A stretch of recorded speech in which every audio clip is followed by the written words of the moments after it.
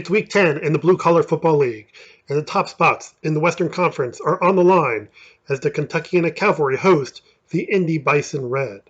The Bison Red still have a chance to catch the Cavalry if they can win today, and possibly even find themselves in a tie with the Indiana Tornadoes if they lose to the Bengals. The Cavalry lost to the Tornadoes on June 10th, but 5 straight wins since then have moved them into first place, with a couple makeup games still remaining after today.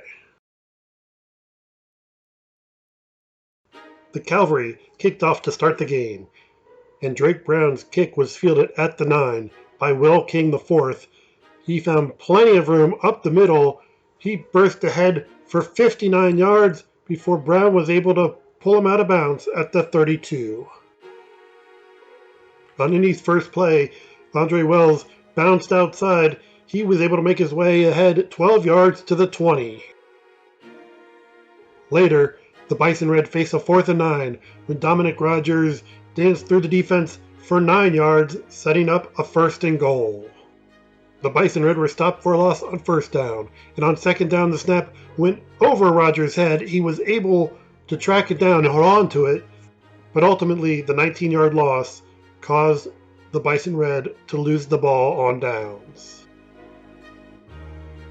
On Kentuckiana's first play, the snap was low, the ball came loose, and Chris Curry was there to recover for the Bison Red, giving them the ball right back at the Cavalry 29-yard line.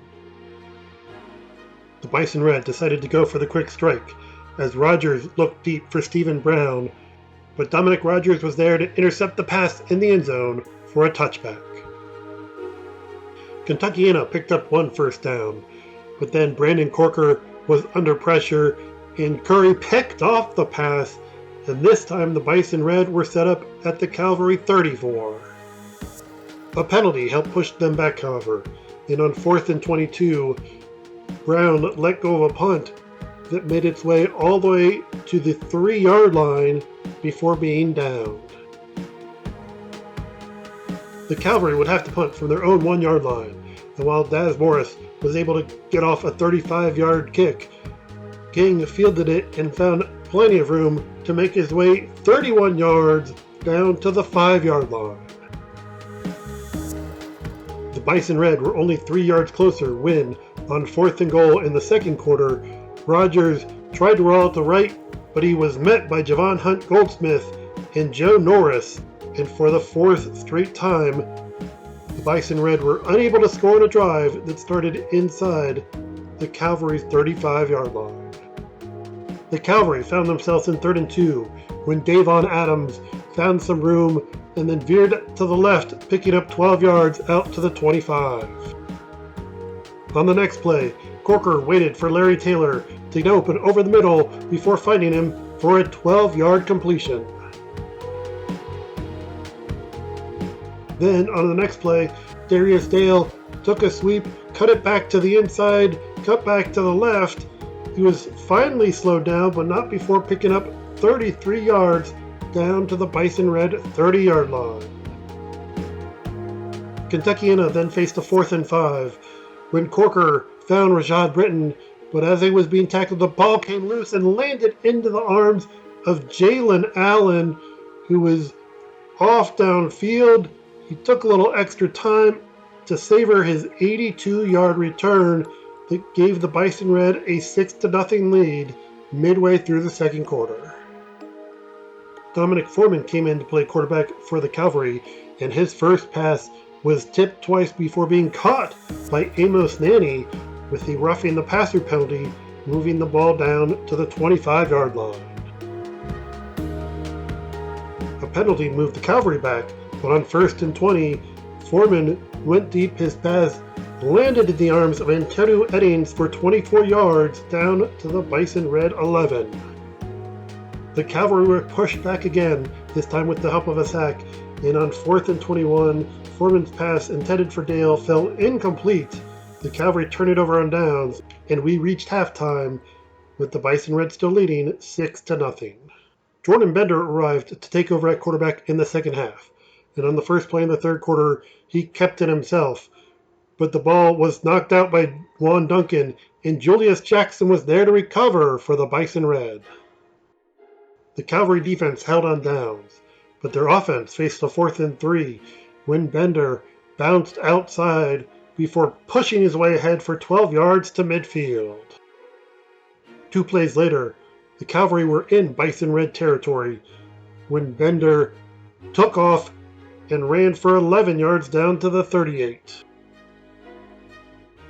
On the next play, Adams took a handoff and found some room on the left side, picking up 12 yards to the 26. And 2 plays after that, Bender rolled out to the right. This time he let go of a pass that was caught by Britton. He picked up 11 yards down to the 15. And a 10-yard touchdown run by Adams capped a 12-play, 71-yard drive that tied the score at 6 with 1:14 left in the third quarter. Rogers closed the third quarter with 2 short completions. Then, on the first play of the fourth quarter, he went long and Stephen Brown brought in the 20-yard pass down to the Cavalry 13-yard line.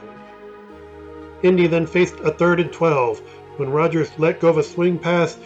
Joe Norris was there to pick it off, and he had plenty of room in front of him to make it 80 yards all the way for a touchdown that put the Cavalry ahead 12-6 with 12 minutes and 13 seconds left in the game. Stephen Brown moved over to quarterback for the Bison Red, and on 3rd and 2, he found Will King for 12 yards to the 40. On the next play, Elijah Smith took a handoff around the edge, picking up 12 yards in the Cavalry territory. A holding penalty negated a run to the 17, but after that, Brown went deep. The ball was tipped and caught by Maurice Jones, who was knocked out of bounds at the 3-yard line. Kentuckiana's defense pushed back the running game, and then Brown was unable to connect on a pair of passes that resulted in a turnover on downs, giving possession back to the Cavalry. Jermaine Quisenberry gave the Cavalry some breathing room, bouncing this run outside before working his way up the sidelines for 29 yards out to the 36. On the next play, Adams found lots of room on the left side. He picked up 21 yards in the Bison Red territory. Kentuckiana's drive stalled there, however, and after this punt by Daz Morris, the Bison Red had the ball at their own 35 with 1:43 left in the game. Indy couldn't connect on 4 straight passes, however, including this one on 4th down that gave the ball back to the Cavalry with 1:10 remaining in the game. Kentuckiana just had to run out the remaining time, and Bender was able to avoid the defense just long enough to be able to do that. As time expired, and the Cavalry had held on for a key win, beating the Bison Red 12-6 to remain in first place in the Western Conference. The Cavalry overcame 4 turnovers and 9 penalties by holding the Bison Red to 136 yards of offense, including just 26 yards on the ground. Wells was the leading rusher for the Bison Red with 4 carries for 17 yards. Their 2 quarterbacks combined to go 7 of 26 for 110 yards, while Maurice Jones was the leading receiver with 4 catches for 62 yards. Jimmy Starks led the defense with 13 tackles, 2 of them for a loss, and had a pass breakup. Chris Curry had 3 tackles, 1 for a loss. He also had a fumble recovery, an interception, and was in on the game's only sack. For the Cavalry, Adams ran 11 times for 66 yards and a touchdown as they ran for 165 yards as a team. Their 3 quarterbacks combined to go 7 of 14 for 64 yards passing. Rashad Britton was the only receiver with more than 1 catch. He had 3 for 17 yards. Joe Norris led the defense with 5 tackles, 2 for a loss, and of course had the game-winning 80-yard interception return. The loss locks the Bison Red in as the number 3 seed in the West, while the Cavalry can still finish first or second. Looking at all the scores for the week in the Western Conference, in addition to the Cavalry beating the Bison Red 12-6, the Tornadoes did beat the Bengals 60-0, keeping alive their hopes of taking the top seed in the conference. In the Eastern Conference, the Dukes shut out the Wolfpack 14-0, while in a crossover game, the Gladiators shut out the Bobcats 28-0, despite 2 more interceptions from Cantrell Harris of Southern Indiana.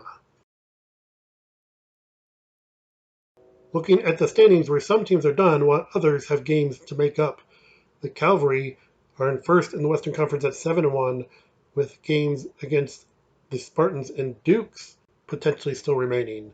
The Tornadoes' regular season is complete at 8-2. The Bison Red finish at 6-4 and are locked in at third. The Bobcats are down at 3-7, while the Bengals have potentially 2 games left with a 2-6 record, as do the Spartans at 1-7. In the Eastern Conference, the Dukes are undefeated, with games potentially against the Gladiators and the Cavalry still to play. The Gladiators have just the 1 game remaining and are at 8-1.